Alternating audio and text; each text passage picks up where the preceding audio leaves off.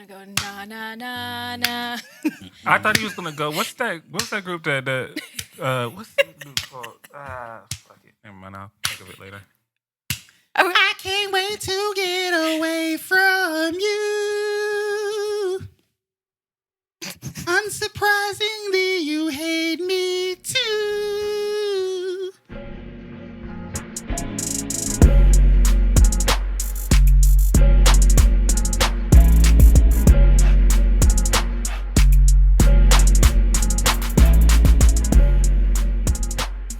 Welcome everyone to the Two Guys and a Girl podcast on the Semi-Pro Joes Network.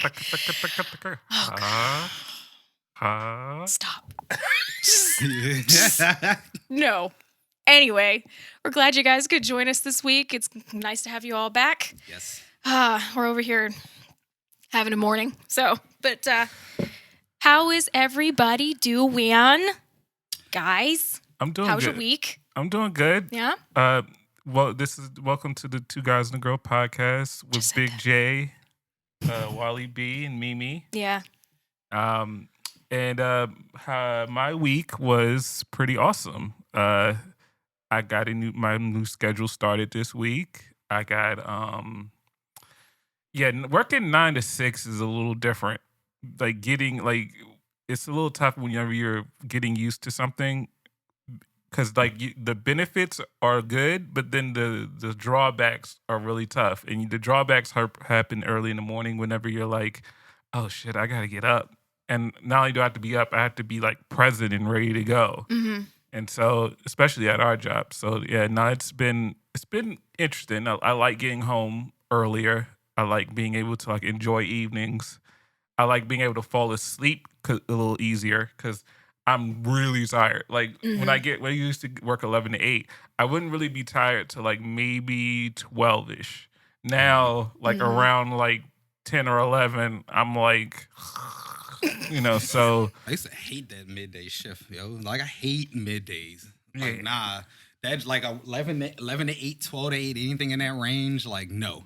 It's like I can't enjoy anything before 11 o'clock or after 8. You know what I'm saying? It just never worked out for me. Yeah, so I'm glad to kind of have that. I mean, it's getting used to it. I think is the thing. Like the 5 days in a row is cool, but like the getting used to like because like I think with even athletes go through this is like you're used to playing games in AAU like during the day, but then like whenever you go to the league or in college, you have to be up and ready to go like at like 8 Earlier.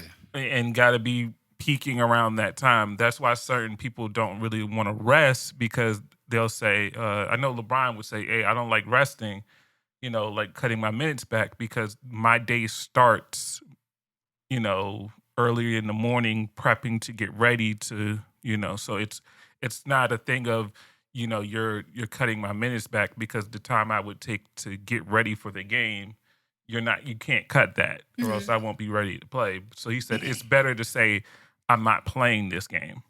So it's like getting your body in a position where, okay, I need to be up and focused and ready from this time to this time is what I'm working with now.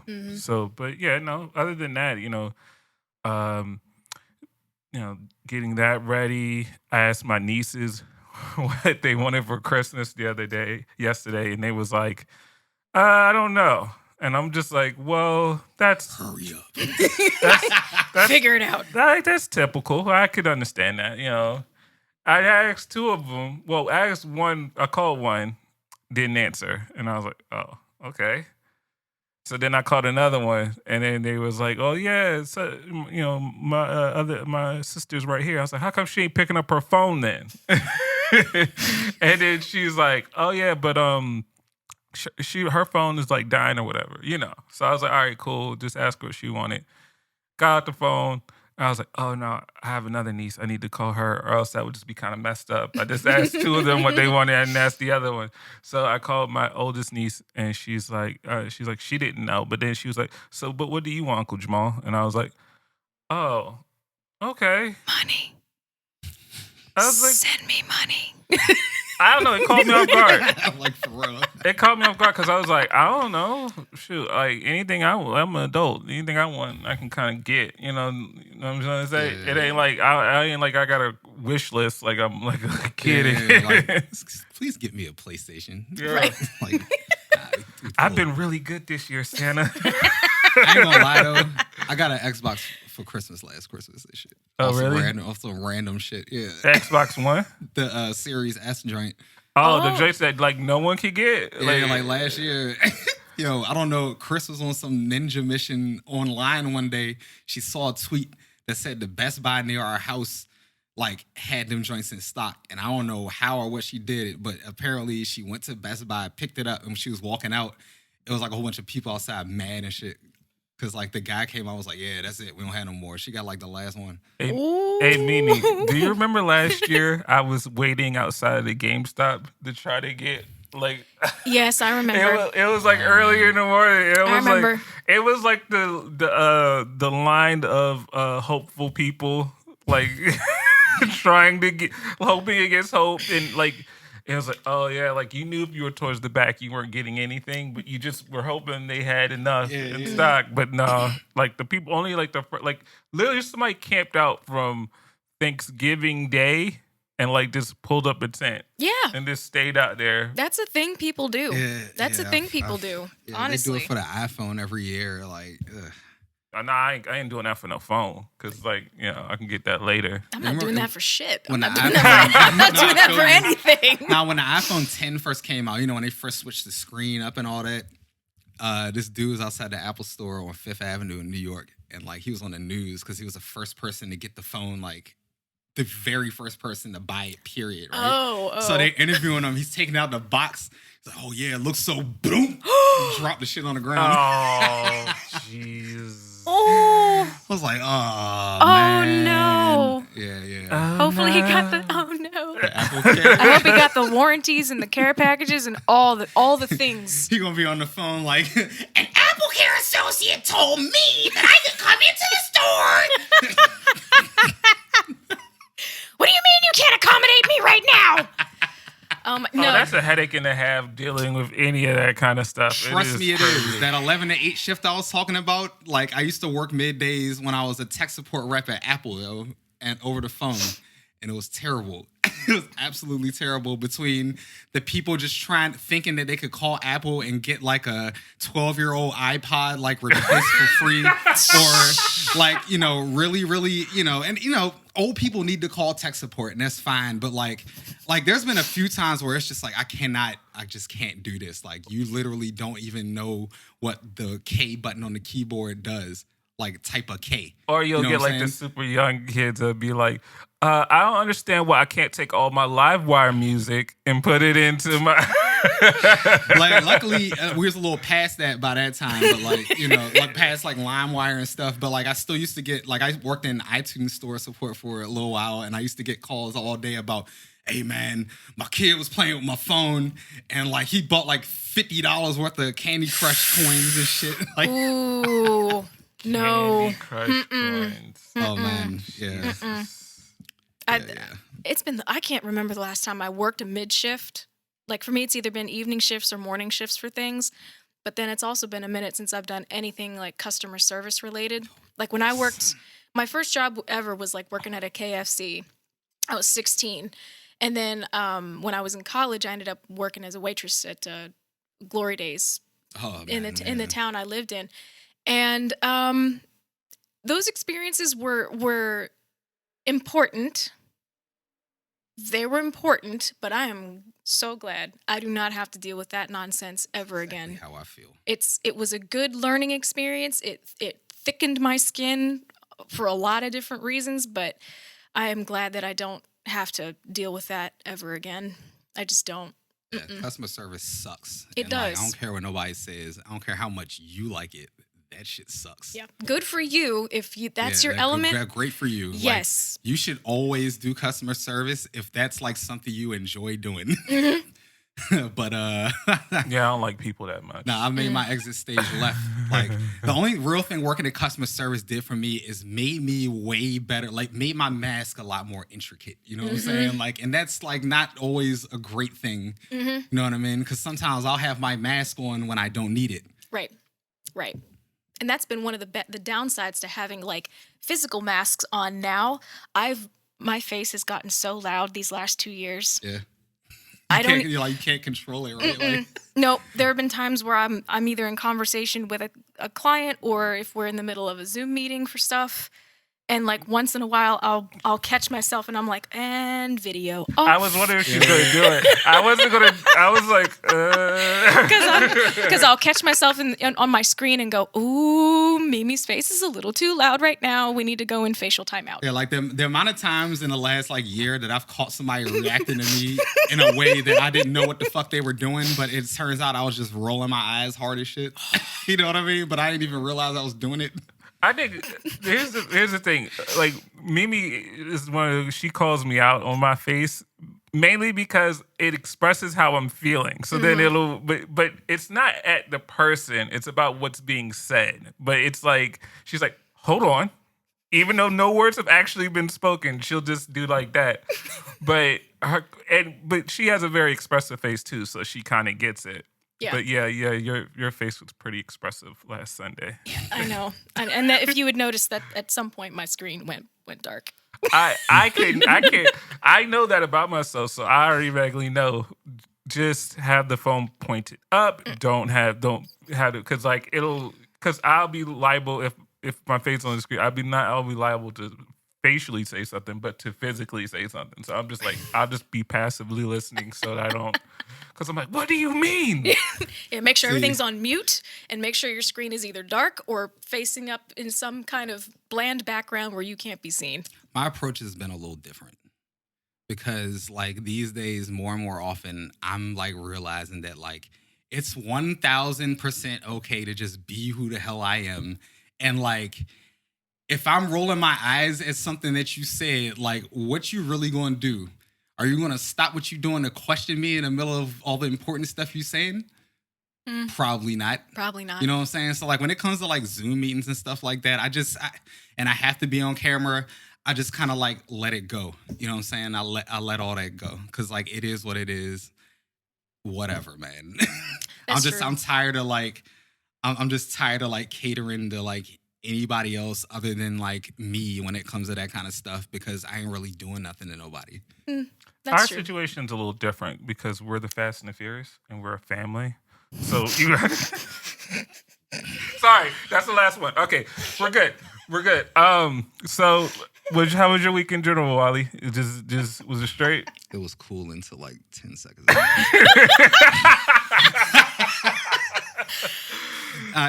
My week was cool. It was a lot more of the regular.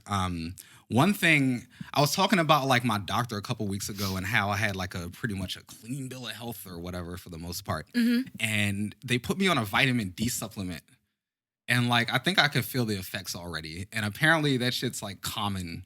You know what I'm saying? Yeah. So like, if you go into the doctor soon, like have them, run a blood test, get your vitamin D levels checked out, because going into the fall and winter, it becomes a real problem for some people. It's true. But other than that, regular like work week. Again, I ain't really see nobody this week. Per normal, you know what I'm saying? I didn't really do anything this week. Per normal, I was chilling. How's the grayness? The grayness is easing up a little bit. It's good. We'll see once we get into like the fall and I'm able to like really, once I've had some time to like take care of some bills and other stuff that I need to do, we'll see how much that eases up. But it's going all right. Good. Yeah, this week was pretty nondescript. This week went by really quick. Like, yeah, because from our meeting on Sunday up until literally yesterday, I'm like, wait, what day is it? Like, I have those weeks sometimes where I literally, for the life of me, I cannot keep track of what day it is. Like, I feel you. Because I think sometimes you just get into that that groove of like your day in and day out is so similar that you just kind of go, okay, well, let me just focus on, right now. And then tomorrow comes and you're just like, all right, let me focus on right now. And before you know it, it's Sunday morning and we're here doing our Why podcast. you if turned it's it- not Monday after, if it's between Monday afternoon and Friday afternoon, like it's real fuzzy sometimes, It's right? Groundhog Day, very much. It's like you remind me of that scene from 50 First Dates. Whenever they're like, okay, yeah, she like every day she relives the same day over and over again, and her like mom, like not her mom, her dad and her brother, they're like, time to repaint the thing. They're like pulling out the same newspaper. Yep. Like that's pretty wild. Yeah, And it's like that only I think for this coming week, because now I'm getting ready for like my season. I'm getting ready for Halloween. Yeah. I'm getting ready. I'm so excited. I love Halloween. We need to like be doing costumes up in here. Yeah, we are. Yeah. Aren't we, Big J? You are, and I don't give a damn. And you just need to be prepared that if you decide to not get a costume, one will be provided for you. Oh yeah. So what is the topic we have for this week? Halloween. No. Like, what You is our figuring first, out what you're wearing for Halloween. What is our first topic? Weak sauce. Anyway, let's roll into something that'll make you a little bit more comfortable. Okay. I don't know. Like this one was. She's a very interesting person. Look, you're the one who like brought up Sage Steele, and to be perfectly honest, like at first I was like, who? And why do we care? And now the more I've read, I'm like, oh, okay. Yeah. So let's unpack some of that. Sage Steele is someone who I feel like I've been seeing for the last 10 years, but like not regularly, right? Like she's not wasn't on one of the main shows on ESPN. She was sort of like always playing supportive role on this show or that show. But she's been there like a long while. time. Yeah. Mm-hmm. So she never overstayed her welcome, but she was never memorable enough to me to remember her in any kind of meaningful way. Other than she would occasionally say something that I would just raise an eyebrow at. Or that time when her and Jalen Rose got caught flirting on camera when he was married and stuff. You remember that? Oops. They got caught on a hot mic and like camera talk about setting up like a dinner date or something like that. Look at you over there spilling junk. tea. Okay. That was out in the open. That was like on the air, yo. I didn't know nothing about that. It was like somebody my. made a late camera cut or something like that, and they was up at the desk just like, Could have been a dinner date amongst friends. Oh, stop. that was not the vibe, yo. It was a not the dinner vibe. date amongst friends. Okay. You know. Anyway. I like how Sage Steele is the conversation and we now went to Jalen Rose. So currently, Sage because Steele. it's been brought, because I knew so little Sorry, about her. Jalen. That was me. Hey, you was an amazing basketball player. And Truth. No, it's fine. But so like when I initially saw the subject, I was like, just because there was so little I knew about her, I didn't really understand. Like, is this like a pattern of something? Is this like a one-time sensational thing that brought your attention to her? And then I realized, oh no, apparently Miss Steele has a history of being, I guess in some circles, problematic with some of the things she says. My problem with what she said recently is the outlet she chose to have this conversation. Yeah, yo. That I think that's the thing. That's another thing. I don't hear a lot of people talking about that. They go off the merit of what she said, which is, we'll get into that. But like, I find that's not so dissimilar to what she said in the past. Yeah. The outlet in which she chose to have this conversation. See, I'm not the type of person that thinks that a conversation should never be had, even though, even if it's problematic or even if your opinion can be controversial. Mm-hmm. The place in which you choose to have that conversation is very important. Yes. And if you go on Jay Cutler's podcast, who is Who had the best rep himself. and who is a retired white quarterback, not that there's anything wrong with white people. I love you, Mimi. Oh, thanks. But it is but it is not the place to have a racial conversation about racial identity.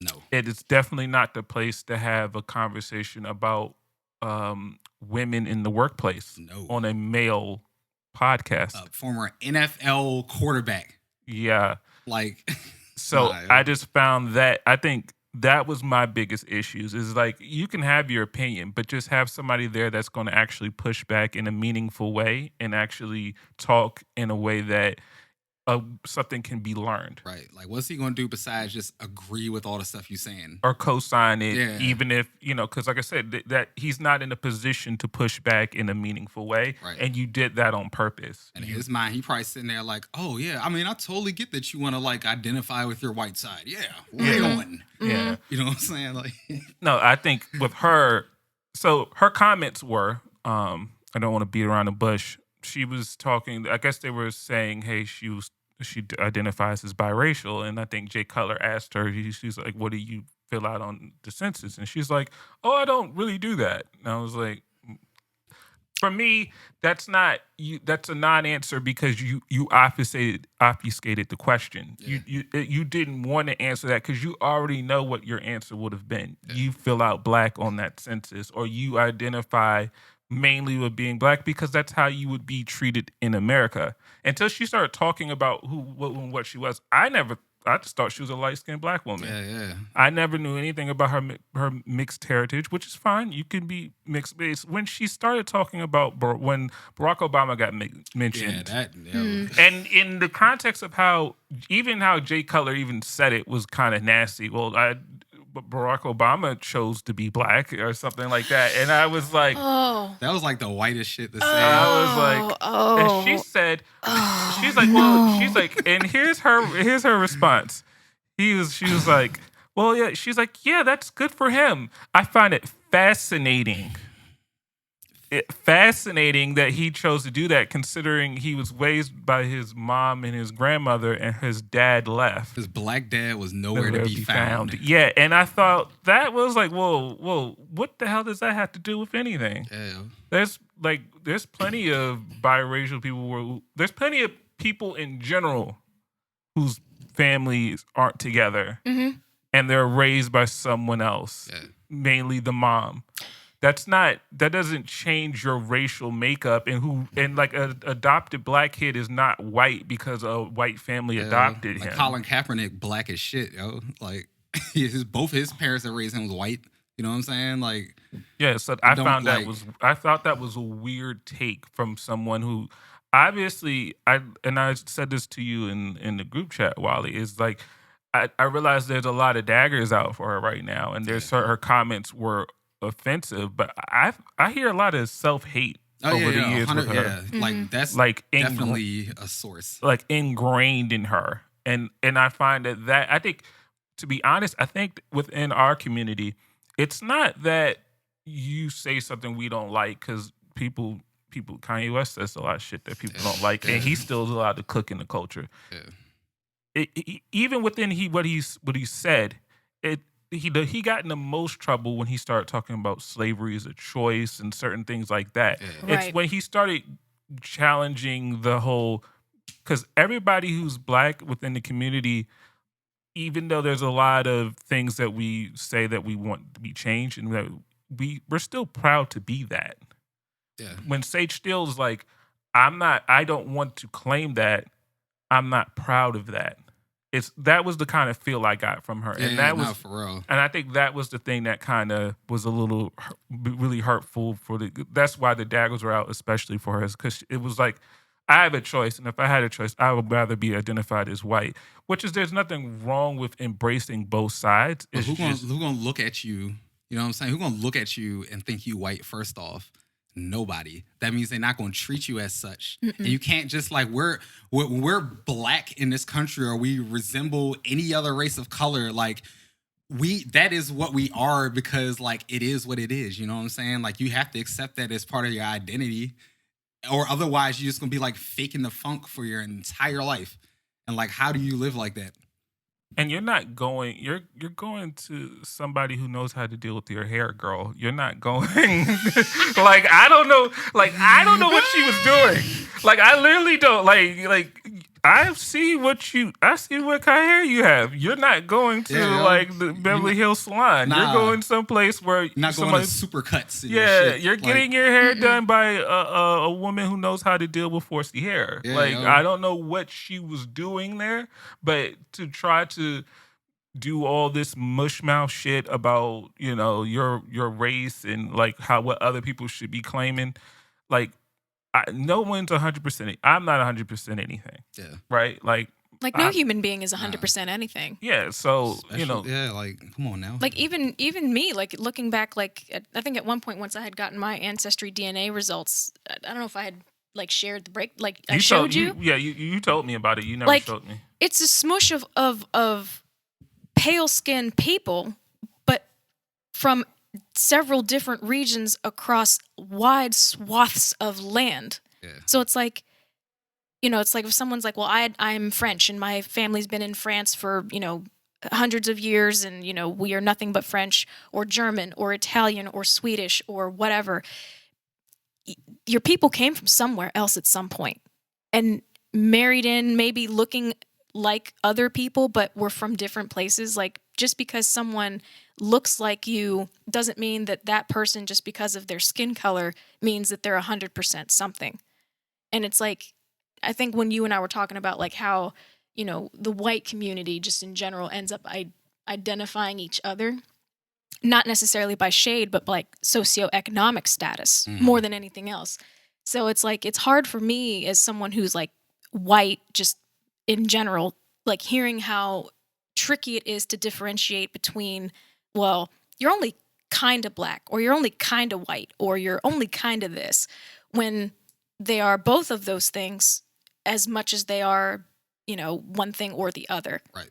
So it sucks that, if what she meant, whether she meant it or not, whether she said it or not, if she's ashamed of her blackness, or she values her whiteness more, that's a sad thing, because like no one should be ashamed of what makes up them. Yeah. Because there's no one else in the world like them. You mentioned self-hate earlier. Like, I'm no psychologist or, I didn't study sociology or anything like that. But when I look at Sage Steele and like where she came from, she had like, basically her father was, I think he was either a college or NFL running back that married a white woman. And, that whole attitude where, like, the black guy gets famous and, like, he don't want to be black no more for real. Like, he just want to be him. You know what I'm saying? Could you see how that attitude, along with everything else that she might have dealt with growing up, could have led her to this point? It's like, it's sad. It sucks. Because on one hand, like, she a black person on a public forum that has, like, a lot of listeners saying this shit. That's like, obviously, like, she does not like part of her. She didn't like the black part of her. You know what I'm saying? Like, that's honestly what I'm getting. But at the same time, like, she went through, like, so much bull that, like, beat her into this way of thinking that, like, I don't even know. Do you think it's a defense mechanism?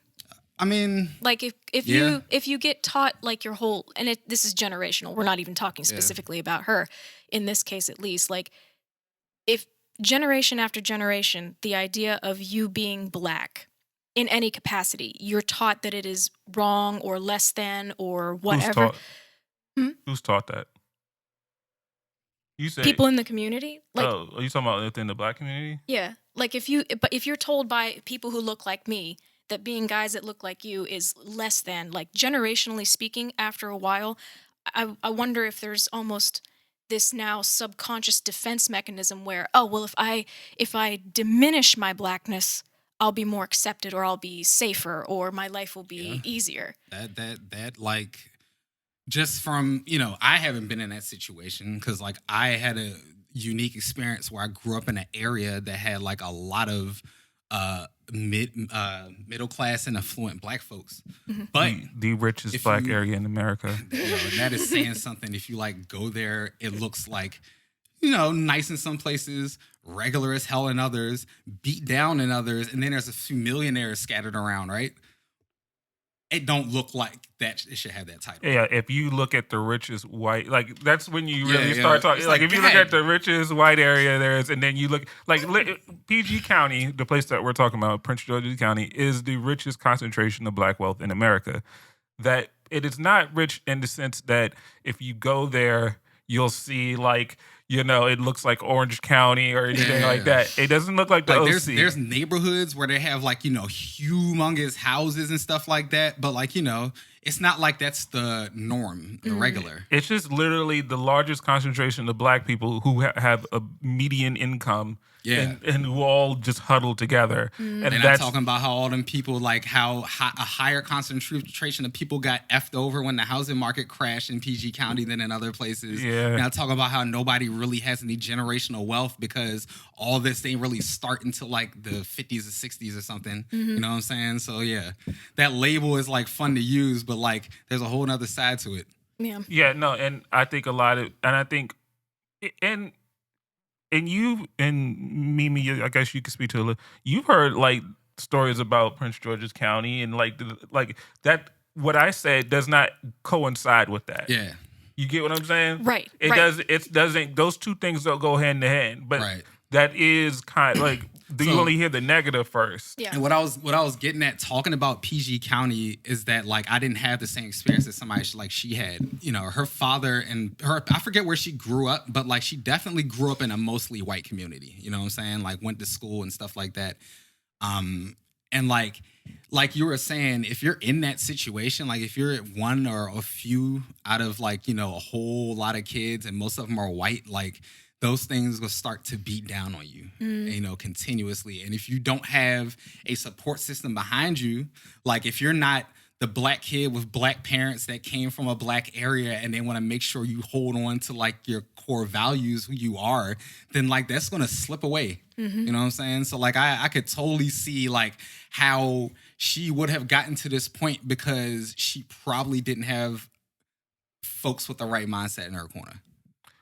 And just to close out the topic, Also, we're not excusing her ass either. I just want to make that clear. No, I'm not excusing shit no. she said. But you, when in any time you get into something, you kind of want to know how you got there, and that's the important place to get, because sometimes people will have the criticism without the understanding of how that situation came to be.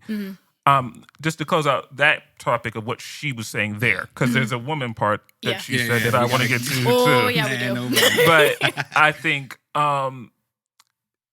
what's hurtful for a lot of people in our community is that if your genotype / phenotype says that, you know, you're part black, we're very accepting. Yeah. We're very, you know, we have a couple of biracial people even within our group.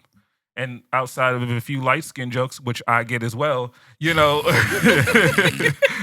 like that's about it. Like we're not like, oh yeah, you got to go over there, right? Yeah. So like when you be like whining about something and somebody call you light skin, like you can't just like leave the house. Yeah. You just be like chilling. It's like, oh, that was funny. Okay.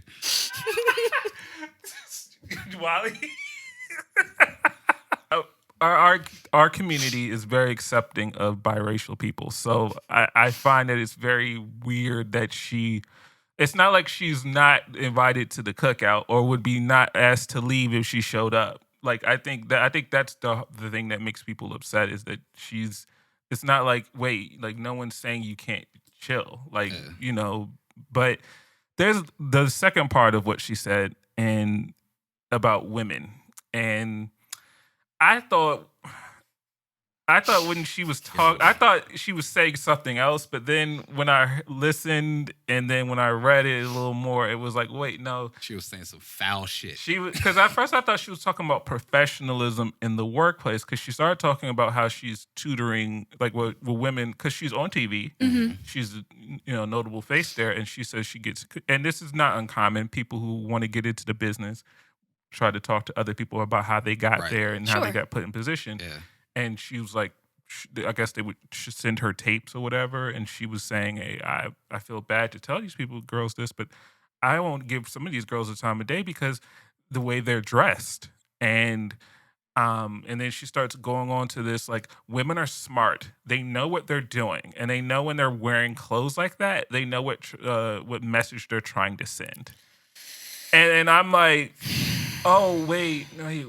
See, because then when you put intent and you put premeditation behind it, then a conversation about dressing professionally in the workplace then gets completely taken off the table, and then it becomes now you're slut shaming, and now you're saying these women deserve what they're getting because they know what they're stepping into. First off, if you have a job at ESPN, you're already past the point where you know what professional work attire looks like. You know what I'm saying? First, so that part there is just like, I mean, demeaning and condescending on its surface in the first place, right? Everybody who she'd be talking to knows that. Second off, she's exhibiting this gatekeeper behavior that like we're trying to rid from every corner of the like entertainment or content creation industry, right? Mm-hmm. She's like literally setting up a block based on like some personal thought that she had that actually is bullshit, right? Like I don't know. That's just my thought. I really want to like let Mimi cook on that. I don't. Like I said, I don't disagree with what you're saying, because there was like a little gatekeeperish kind of thing. Like, you have to live up to my standards in order for me to kind of help you out or try to mentor you or anything of that nature. Like, I thought that was a little weird, but apparently the people that they're not exactly on ESPN, or they're trying to break into the business. Mm-hmm. So maybe. And I guess maybe some of the people she was, because there's sometimes what people are wearing and stuff as far as when they're sending in tapes or even on the job interviews. Yeah. Not all attire is a attire that's fit for the position you're going for. Not all attires that's going to fit the position you're going on, but this pool of people. But that's not what she was saying. Nah, like this pool of people we talking about though, that she would be like. People that would be reaching out to her in that way, you know, like young women who are just getting out of college trying to make their way into the industry. Because, like, first off, if you're going to be a like sports journalist or anything around that, like you have to have a degree. Like, nobody does that. Nobody jumps straight from I want to be a sports journalist to being one. Mm-hmm. You know what I'm saying? Mm-hmm. So like they've all like gone to college, and again, they know how to dress for work. You know what I'm saying? Like, that is literally not something that should be coming up. You hope so. I mean, I'm just not trying to. I'm just not trying to give people credit, because like I'm not. I'll go as far as to give like most of the young women that are coming out of college credit enough that they know like what is appropriate to wear on camera if they're going into sports journalism. You know what I'm saying? If you're getting that far to where your message is getting the stage still. You know what I'm saying? Like you generally know, and that's not something I can't imagine that more than like a couple of the demo reel she saw had people wearing something that was like inappropriate enough for her to make that comment about this pool of people to a publication. Mm-hmm. You know what I'm saying? Like, it just doesn't make sense. Like, it's condescending and demeaning for no reason. I think where she was maybe went wrong was she made it just about women, because there's certain times I want to give the credit you're giving. I just know that there's certain grown people walking around here like.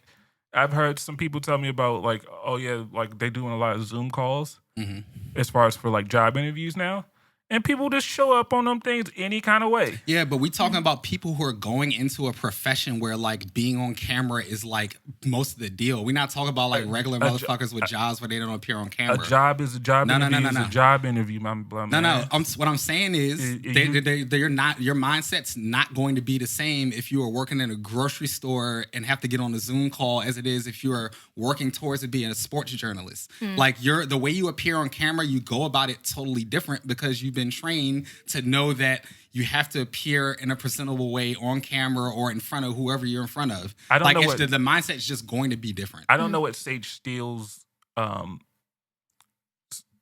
gauge is on that. And maybe that's I know what it is. Maybe that's what we're actually. It's condescending as shit. See, but that's what she's coming from a place of I'm a gatekeeper. She's exhibiting gatekeeper behavior. Because, like, again, think about how she, like what I was telling you about, like, her father, how she grew up around a bunch of white people, went to school with a bunch of white people, and then is out here, like, trying to play down her blackness.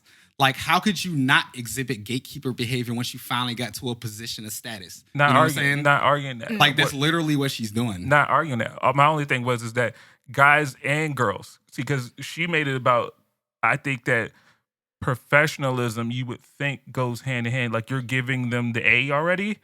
I'm not willing to give guys and or girls the A on knowing everything you just said. I'm telling you this inherently. from a place of experience. As somebody who studied like mass communication and journalism and public relations in college and grad school, like, this is not something that you would have to bring up to this about this group of people. It's just not, yo. Like, it's literally does not happen often enough for her to be on a public platform telling that story. You know what I'm saying? Like, she's telling this story about how young women are coming to her with, you know, trying to get advice or like, whatever it is. And she's like telling everybody that like a lot of times I have to be like, no, like the way you're dressed, first off, it like, nah, that literally don't happen like that, yo. It just doesn't. That's why when I first heard that statement, the very first thing I thought of was like, you know, ain't no women gonna like this shit. And it's definitely the reason why last year when she was asked about it, she was telling people that, oh, you know, they did a whole documentary about was it black reporters at ESPN or something like that? Yeah. And she was like or not asked about it or a conference included. or something. They did a whole special around it, I think. And nobody like hit her up. You know what I mean? Nobody wanted to hear from her. She doesn't and, like, consider herself black. It was for a reason. It's not just because she doesn't consider herself black. It's because she doesn't consider herself black, and she like makes it known on public platforms. You know what I'm saying? Yeah, so that would be inappropriate, right? Like in a certain, like she didn't get that. Sorry, we're boxing you out. No, you're good. Like no. I'm just because I wanted like it's interesting hearing again like talking about like from a guy's perspective looking in. I always like listening because I like to figure out like where your all's heads are in this type of stuff. Yeah. So as far as like her commentary, depending on how you slice it about how females are dressed in those interview tapes and things like that, to a point, like to your point, Big J, like when it comes to doing interviews, really kind of across the board, you really should try to do your best to put your best foot forward. That's just kind of, for most of us, that's basic knowledge, and for some people it's not. But where she would have gone sideways with that is, just so you know, if you're trying to come in here and do an actual interview, I have a few suggestions about how your attire needs to change to be more professional. But, you know, speaking to like Wally's point, knowing the demographic of the people in that profession, you have already gone through all of the training and the parameters have been set to say, okay, here's how you do this. It's not a surprise. You're not taking anybody off guard. Here's how you dress. Here's how you speak. Here's how you do this. So it's not, no one doesn't know. Like, there's like a little bit of a baseline, you know what I'm saying? Right. And like a vast majority of people fall like above that. Right. And if it came down to if someone was giving her a tape and it really wasn't like either they didn't cut the mustard on any of those things, all she had to simply say was, here's why this isn't going to work, and left it with that individual tape, that individual person. It's not something she needed to blast out on a platform down talking to people. Now, when you're talking about if she's making those comments about just women in general and how women in general dress, it's problematic for a few reasons. One, you hear the built-in misogyny. Like, you hear the built-in misogyny. Like, because what she herself has probably been brought up in, has been in the industry. She probably, as a female, has had to almost turn a male brain on and almost down talking the blackness in her, also down talking the woman in her. When I heard that, there was one like specific sentence that popped into my head, and it was, "It's your fault that you got assaulted." You know, that whole attitude. Yeah. That's the first thing that popped into my head. Like, if you hadn't dressed like that, then that wouldn't have happened to you. And that is the other part of it that's problematic with her mentality about, you know, well, if you dress this way, you know, don't be surprised if A, B, or C happens to you. Because what it does is it takes the responsibility of the other party's actions away from that other party. I could walk in, not that I would, but I could walk in here dressed in a mini skirt and a fishnet shirt and high heels, and the two of you have a choice. either to physically like do something towards me about it, or to simply be like, I need to go. This is making me uncomfortable. Like there's a choice. Like you can either choose like to act on impulses like, ooh, that looks like a good time, or be like, ooh, that outfit's not, I need to leave. This is inappropriate. So when you start bashing women and making the responsibility of how women dress and act and talk, if you make it purely their problem, you're ignoring the other half of the big picture, where it's just as much how people react to what people do as to what people are doing. And as a female's perspective, the whole, well, if you come in here dressed like that, you're asking for it, it's icky on lots of different levels. And I feel like for the most part, as a society, we're starting to pull away from that, where it's like, well, if she hadn't been dressing like that, if she hadn't spoken like that, if she hadn't been acting like that, then I wouldn't have been tempted to roofie her or assault her or whatever, abduct her and sell her into, the sex trade or whatever. We're now demanding the other half of that conversation to be talked about now, where your actions based on what she looks like, that is what people are starting to pay attention to now. And the fact that, Sage is a product of her environment. Like all of us, we're all products of our environment. If she grew up with this idea of, if you dress like this, or talk like this, or look like this, or whatever, then if some bad shit happens to you, you brought that on yourself. It kind of doesn't surprise me that that's how she behaves, because if that's what she's been conditioned to live and think like, Probably happened to her a whole bunch of times. Probably, I'm sure when she was up and coming in the journalist world, she's probably hit misogynistic wall after misogynistic wall. And I'm sure some of it may be, well, I had to struggle this way and I had to alter myself to be successful. So therefore, you all had better come up behaving exactly the same way. Yo, I've heard that because we talking about sports journalism, like I've heard that mindset repeated like so many times when talking about specifically NBA players, and like how these days you see a lot of these players like hanging out with each other in the off season, practicing with each other and stuff like that, training together. But like the players in the couple generations before that were like real hot in the 90s, like when Jordan was playing, they didn't rock with each other like that at all. You know what I'm saying? They weren't training with each other over the summer. They weren't like learning new moves from each other and stuff like that. Like Michael Jordan used to like go in a gym and work out, and if like he was on his team and he wanted you to join you, cool, but like it wasn't about to be nobody else. You know what I'm saying? Mm-hmm. And like that whole attitude of like, since I went through it like this, you got to go through it like this is like starting to change too. And like, it's definitely a good thing. My phone was dropping. I just caught it. I mean, even you could even apply that mentality to our profession. It has surprised me that we've gotten some new hires like from other places that had been experienced massage therapists elsewhere, and they get surprised when they're like, "Well, what do you mean you guys do like trades, and what do you mean you guys share techniques? Like, we don't do that. Like, I have my secret sauce that keeps me successful. Why in the world would I share that?" Yeah. And that's changing, because it's like, well, in this industry, yeah, individual success is important, but if I can pass on knowledge that my clients like with techniques that I use to make you more successful, and you do stuff that I could learn to make me more successful, why would we not want to do that? And it's the same thing where, building women up rather than tearing women down. Like the most successful woman in the room, as it has been in the past, is because that same successful woman has successfully torn down her competition. Yeah. And that's a lot of make one spot. Yeah, and so I'm going to have that spot come hell or high water. And I think maybe some of that might be where Sage is. It's not right, but it might be where that might be a little bit of where she is. Where it just sucks because you look at Sage Steele and then you look at the other like black women on ESPN, and like it's a totally different story. Mm-hmm. You know what I'm saying? Like they're out here like mentoring people, like giving up the sauce. You know what I'm saying? Because like they understand that this is a community.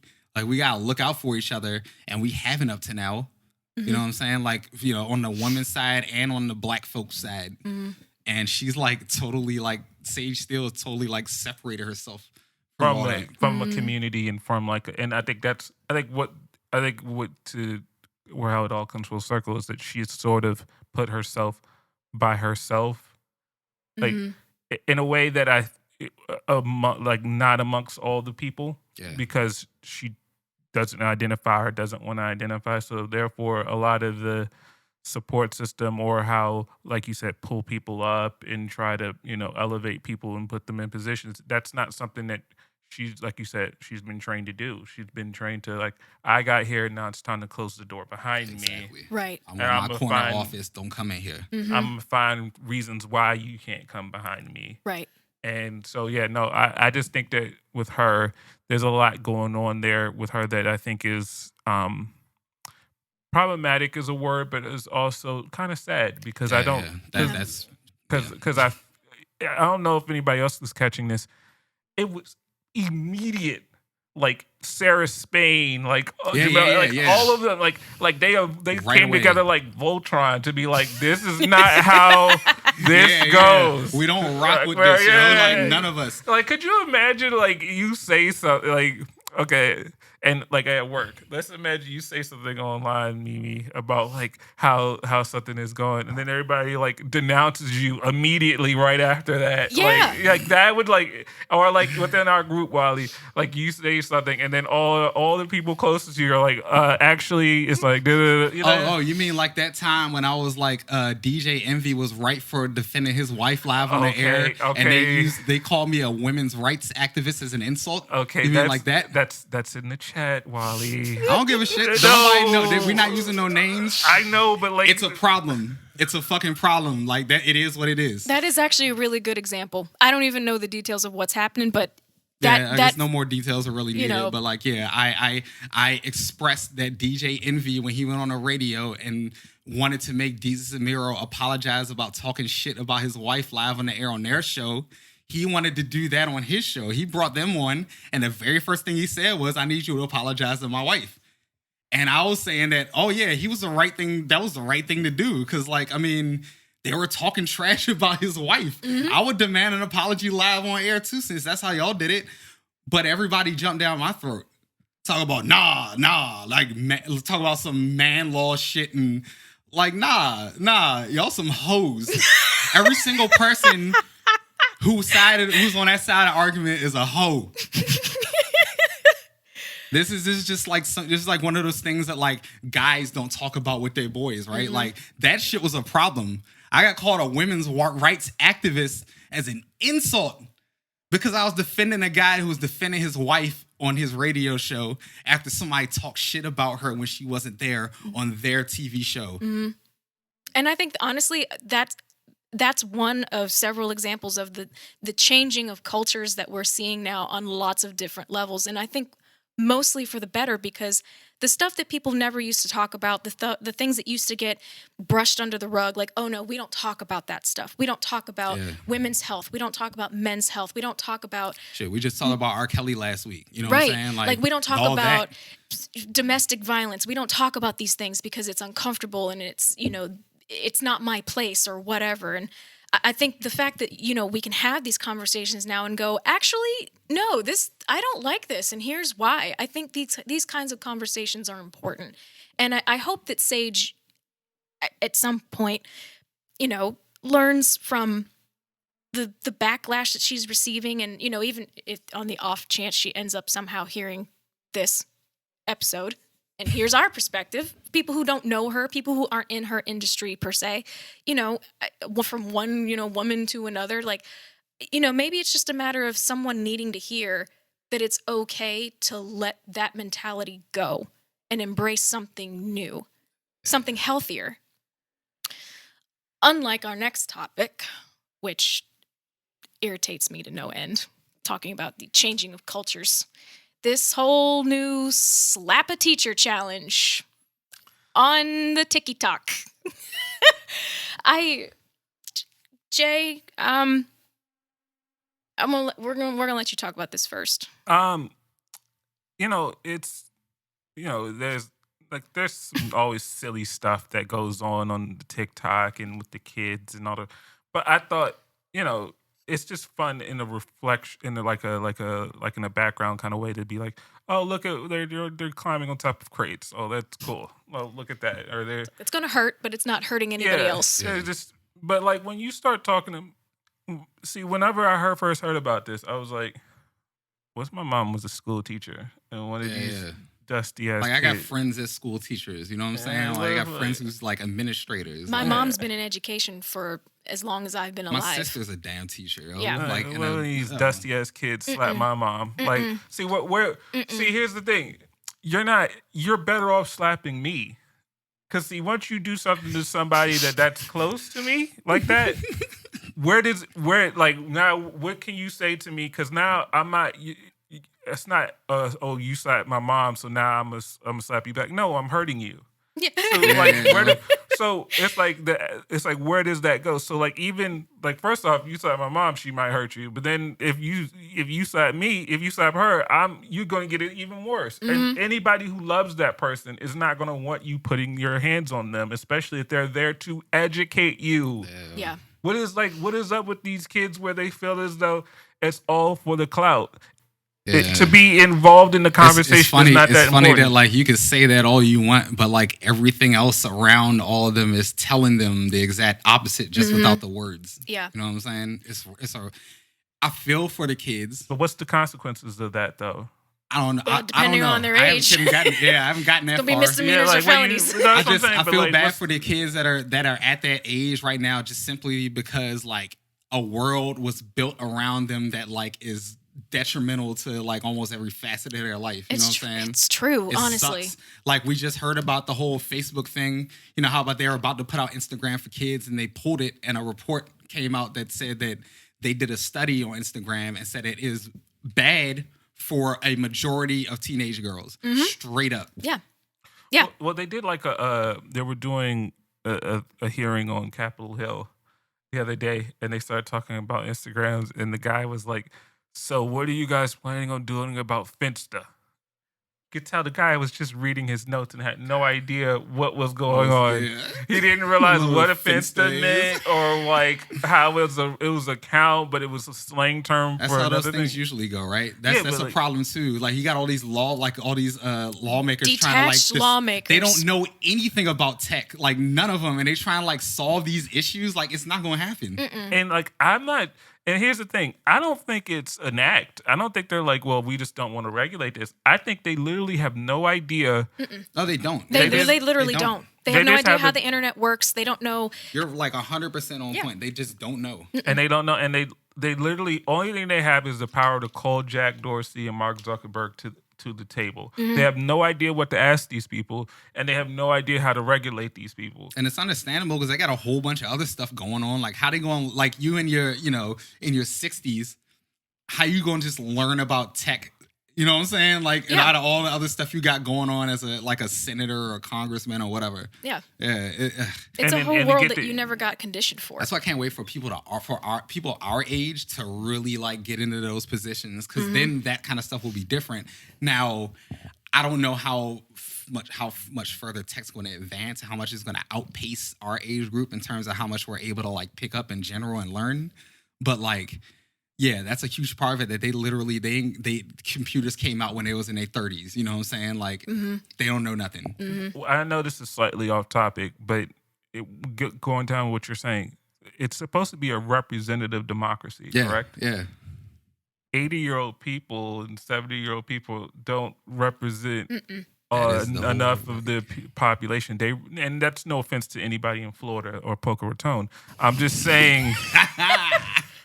We're just saying term limits. That's what we're saying. Yeah, you have, no matter how you feel about AOC and her politics, I like the fact that she replaced someone that was the old guard. I Yeah, like yeah. the fact that you had someone new in there with maybe wild ideas, but they were different from what I've been hearing for the past 20-something years or Yeah, with a 30 bunch years. of stuff that don't work. Yeah, Right. and it's Right. like, I don't like, when you talk about gatekeeper status, I don't like how you have these feuds with these people that last for forever because these are like turned into lifetime appointments when it's supposed, like you said, It's supposed to be a representative democracy where people, so that you can have conversations about tech, you can have conversations about how to fix the internet and how to make it a more welcoming place and not have it so where stupid challenges like we'll be 10 years from now. They'll finally get an idea on how to like, TikTok, you guys, it's not the kid's fault for slapping a teacher. We're not holding you responsible. And then let's see how it again gets regulated on. Because right now it feels as though they're doing self-regulation preemptively. Yeah. And it's like, well, wait, part of the problem is what you're promoting and since you're what's cool, it gives you now even a better what is it? Like it makes you more responsible for how things are moving within the culture. Yeah. And especially if you're in with culture. So what I find that's interesting is everybody was cool beating up on hip hop and about what negative influences it was on the culture. Yeah. But these social media sites that got kids literally underneath their beds, like, having nervous fits. We're having these conversations, but in a very unintelligent way, in a very ineffectual way as to how to fix it. And I find that's, when I was talking about representative democracy, you have to have people in there who knows what's happening out there on the streets and that have fresher ideas on how to fix the problem and don't have their aide who's like doing all these other things, including getting your coffee, telling you flashpoints to say, but not actually going into any sort of specific detail because you have no idea what a Finsta account is and you have no idea what it's used for. Right. You want to know what I think the root of all of this is, though? Like, as you were talking about, like, a representative democracy and, like, how an 80-year-old person just a representative of no area aside from probably Boca Raton, right? But, like, we missed the mark, like, way early on every time an election cycle comes around, right? Because now, like, by the time the last presidential election came around, everybody was talking about, like, we had people that were, like, not trying to vote at all, people that was voting for Biden or people that was voting for Trump, people that was voting for Biden because he was the lesser of two evils, all that kind of stuff, right? And we had a chance to not be in that position, like, almost a year prior. But don't nobody start paying attention to politics until, like, a couple months before, like, the big elections, right? So we miss out on being able to put them people that we want in them positions. You know what I'm saying? That's why AOC's like story is such like a Cinderella type story. You know what I'm saying? Like she really got some grassroots started and like went for it. But like, we always talk about like media and everything, you know what I mean?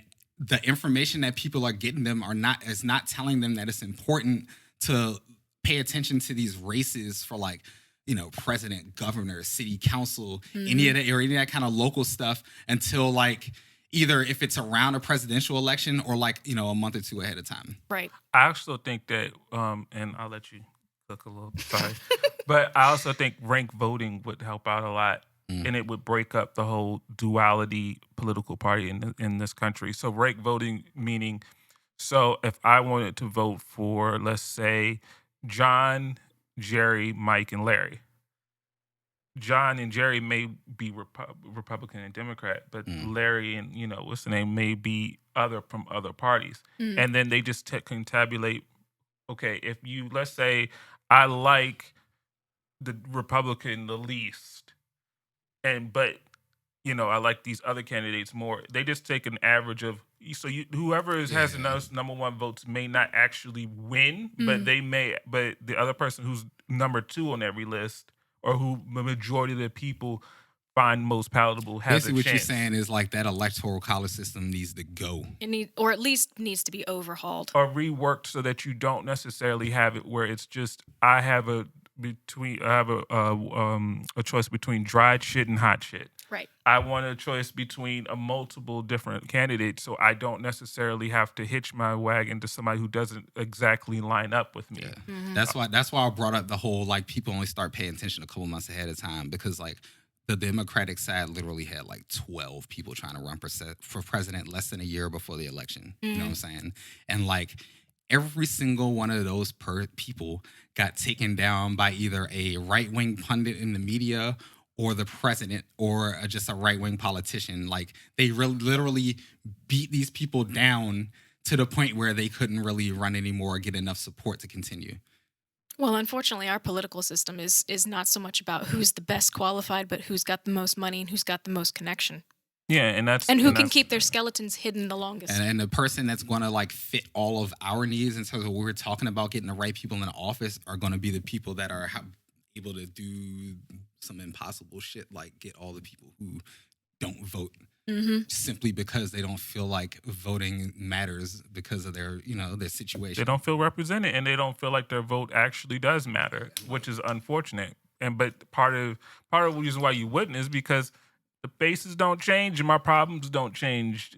It don't feel like they represent me. So yeah, I mean, like I said, it's an interesting topic as far as how that's. I guess when you start talking about changing, these cultures of these internet, you have to kind of start at the top. So sorry if we went off on a tangent about politics, but like in order to actually, when you start talking about going down the list of how you actually affect this, you kind of have to start there. You have to start with people who actually legislate things, which is on the update on a story we talked about before about the about what was going on in Texas.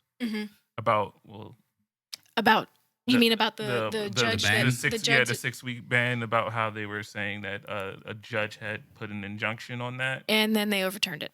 Oh, so they overturned it again? Already. Yep. Dang. Wow, back and forth. They overturned it. Yep. So that's one of the reasons I had thought about talking about that, but then I was like, it's good to talk about it still. Well, and that's how the sausage gets made. Yes, but at the same time too, it just highlights the fact that there's still this pushback against change, in the sense of, here's how things have always been. Here's how we like things, because these things keep this group of people in power, and this is what makes this particular group happy, even if the bigger group on the other side of this same subject wants something completely different. The only reason why I wanted to talk about it, Mimi, is because, and I get why you went, because it kind of went back to. It's a slap in the face is essentially what it is. But what it turns into is, those people don't want you talking about it. They want to sweep it under the rug, and they want this issue to go away. Yeah, that's a good point. They don't want people to talk about it and still be agitated about it. They want you to move on to something else. They want it to have exactly a 2-week lifespan and you to move on. And then that way they can keep on doing more underhanded stuff and then sneak it in. So it's like sort of the same thing, like, something I'm really pissed off about is about the voting rights and all the rest of that. Like, they want to keep gradually rolling it back to the point where it's no longer effectual. And that pretty soon you wake up one day and it's like, wait a minute, abortions are illegal only in like 2 places on either side of the country that you can't even, you know what I mean? So that's how that one works, is that part of they want people to put their heads in the stand. Like, the reason why we're so entrenched in a lot of this stuff is because we have the backdrop of DC. Like, somebody over in Nova Scotia has no idea about what's going on and what's going. And I can understand if you're like in Ohio and like you have other things going on that maybe you don't see how it's a direct correlation, but eventually on down the line, it does affect you. Yeah, you know how it affects you? Because we was talking about Midwestern states like Ohio, where like, a lot of the like really like fringe, like anti-vax and like the white supremacists and all that kind of stuff, they be out there, you know what I'm saying, where they're not close to much of anything except for each other. Yeah. Like, I was just talking about like people I know from where my dad's from in Virginia, like some of them be on like some other shit, you know what I mean? Like, they really think that like Joe Biden is gonna come to their house and take their guns and stuff like that. You know what I'm saying? Like, or was it Obama was gonna take it? Like, nobody was better for the NRA than Obama, because like everybody was like, yeah, he's coming to take your guns, and meanwhile they never sold more guns underneath Obama than they did before.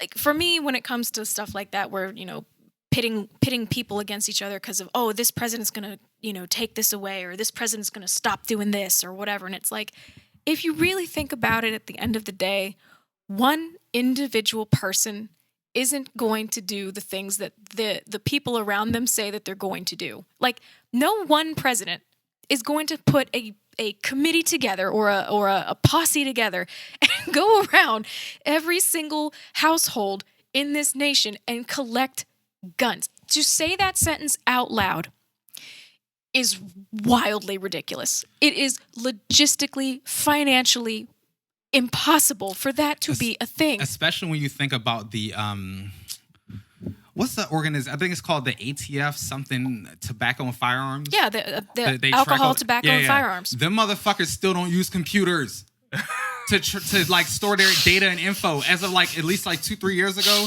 they still don't use computers. They used to do everything on paper. How in the hell are they gonna take everybody's guns away when they can't even like what? That don't make no sense. It's stupid. Yeah, it's ridiculous. And that also, and it's very funny when people always talk about big government. They talk about it in a sense like, the government can be big, but it doesn't make it effectual. Like all the things within like think about all the stuff that the VA is going through and all the stuff that you hear it's like government. The biggest misnomer isn't bigger government. Is that if you do make the government bigger, it may show the reason why they may not want the government to be because it may show that the government isn't that effective. Right. There needs to be a sweet spot of size in a government. You can't have this teeny tiny pinprick sized government because you can't have that because that in itself on the other end of the spectrum is a completely unrealistic way to run especially a country like ours that's so huge and so diverse. It's impossible for a teeny tiny little group of people to govern a mass like that. On the other side, the bigger government, the messier. Because at that point, you've got layers and layers and layers and layers of departments and red tape and bureaucratic bullshit that you've got to swim through that clogs up the system, makes it ineffective, gives people the runaround. There's got to be that middle ground between we're sizable enough to be, your friendly homegrown, government, but sizable enough to still be able to handle the diversity of the people in your country. You know what the biggest problem in this country is regarding that? That neither party is a centrist in that way. No, not at all. Not at all. No. Neither one of them. No, and they haven't been for the longest time. They stopped working. I don't think they've ever been. Well, I feel like back in the day, maybe when they were starting to, but that was still back when everything was fucking racist. So exactly. Like, does it really matter? So the mentality was more one centric because a lot of societal issues were still very one sided in one way or another. But yeah, back in the Green New Deal and trying to build the middle class and all that, and that was fine and everything just for a certain amount of people. As long as you were white and male. Yeah, so So but then people also used to compare these two times. Like no one's going to ration out what they're going to eat now. Like that's not a thing. Like, there was a collective sacrifice back in the day that does not exist now. Yeah. You can't get everybody to put on their freaking mask because you're not going to. You're not going to have everybody. You're not going to have Rosie the Riveter anymore. Like those days of that are over. Yeah. So but see, that's where it comes in. The politicians know that. Yeah. So they run little games so that they know there's not a shared sacrifice. One week we should go through the history because it's literally I went down a rabbit hole in one day. There's a history that goes all the way back to 1796, and every single presidential election. The who would be considered right wing, or I guess they weren't Republicans back then. I think it was the Whig Party back then. But whoever was on that side of the political spectrum, fear mongering to win the election. Every single one. It's not new. Straight up fear. They started out by trying to tell people. I think the first thing they did was try to tell people that Andrew Jackson was in the Illuminati and some guy. Some guy that was a Mason had gotten killed, and it was all mysterious, and it was a mess. It was all conspiracies, and it started in 1790 something, and has not stopped at all. Literally not in one election. No, I mean he wasn't an Illuminati. He was just a terrible person. Yeah. Well, I mean there's that. But there's that. But I mean, I don't know. So I mean, what's your word? Man, yeah, it's time to it's time for Mimi's word of the week. Yeah, because we're just riffing at this point. We've had so much to talk about. I feel like we missed something too, but whatever. Yeah, we eat everything. The thing is, it's we had a list. We had a short list, but we said screw that. Screw that. Cool. No. So the letter, of course, this week is W. Mm-hmm. And the word of the week. Almost done with the alphabet. I know. Isn't that crazy? Yeah. God. The word of the week is wool bird. Woolbird. Woolbird. Woolbird. Is That- it an actual animal? Actually, yes, it is a real animal, but not Not a bird. a bird. No. I feel like y'all might be mad at me when I tell you what the word is. No, what is it? Woolbird. Well, did you guess? You didn't guess. I What are was you thinking, guessing? Is some is type it of a small pig? rodent? Is it a pig? Because No. my name is Wilbur off of Charlotte's. Oh my God. I was wondering what kind of word association nonsense you were going to use. Man, that one was a little bit loose, Ooh, buddy. bro. Anyway, no, Is it small it's not rodent? it's not a pig, and no, it's not a rodent. It's a sheep. The kind of sheep they take they No, they it's a wool off sheep, and like, shit? sheep. Just straight up sheep. It's another way to say sheep. Where? I know. Clearly not here, and Yeah, clearly in not in what this country? time In what period. country? I'm coming. It's like an old English phrase. A Yeah. wool bird. Oh, so that's Woolbird. the country of origin is it's like old English. Yeah. Yo, England sucks right I now. know. Yo, them motherfuckers are going like they're literally about to get demoted to a developing nation, which we used to we call third. We used to call third world I countries. don't know what they thought, what they were expecting once they enacted Brexit. Yo, I they don't are know what going they thought, crazy but no, you're over right. there. We should. Yes, guys, you're right. We're we were going to do we're that. getting off We the need to- rails. Yeah, we should Yes, plan yes, for it. right. Because We- that's all. I have a lot of thoughts on Brexit. so. Tell you what, Do that serving another week. serving that up next week. We'll be bringing you a heaping helping of Brexit next week. But with that being said, thank you guys so much for joining this somewhat dumpster Why did fire we- of an episode Why this did week. we write down lists, guys? I don't Like- know. It's a nice We should suggestion. get on like, here I and don't rip. know. I don't know. It The gives way us- I've always understood lists in terms of things like this is that they're supposed to be a guide. Right, but then like the stuff that like I'm like, wait, I'm not prepared to talk about that. Like, Man, there's look, so we much- just picked a bunch of topics that got a lot of parallel shit to them. true. You know what Yeah, I'm saying? that's Like, true. yeah. It's like in the Pirates of the Caribbean. You know, the code is more like guidelines than actual rules. yeah. Yeah. So we had a living example of that this week. So anyway, thank you for joining us this time. Join us next time. Please, if you're on YouTube, subscribe, click like, share, talk to your friends about us. And if you're listening to us on the podcast, do you want to ask nicely this week, Jay? Please, please like and subscribe on our YouTube at the Semi Pro Joes Network. We really would appreciate it. Social engagement. We want to make the show as great as possible. So thank you. There, see, it's not that hard. Tell your friends. That's all right. You're So we'll see you next time. Bye.